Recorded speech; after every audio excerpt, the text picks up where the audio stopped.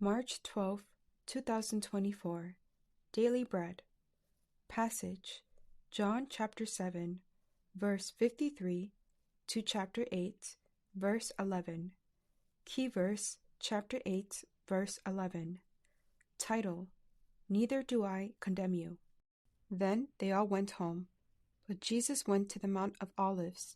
At dawn he appeared again in the temple courts, where all the people gathered around him, and he sat down to teach them.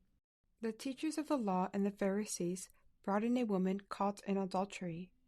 They made her stand before the group and said to Jesus, "Teacher, this woman was caught in the act of adultery.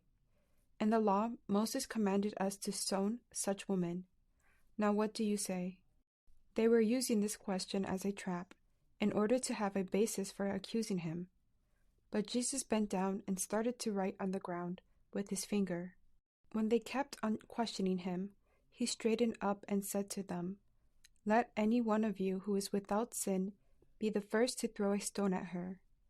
Again he stooped down and wrote on the ground. At this, those who heard began to go away, one at a time, the older ones first, until only Jesus was left, with the woman still standing there. Jesus straightened up and asked her, "Woman, where are they? Has no one condemned you?" "No one, sir," she said.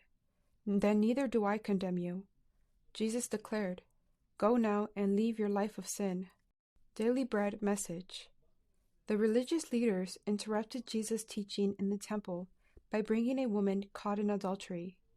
They asked Jesus to judge her. They intended to trap Jesus by forcing him to take a stand against the law. Jesus bent down and began to write on the ground with his finger.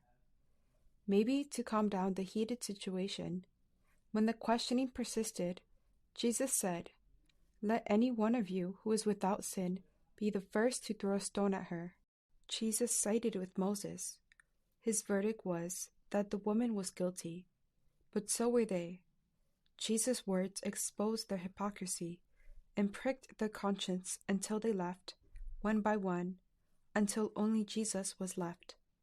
No one can condemn others, for no one is righteous. Jesus is the only person who can condemn her, but he didn't condemn her.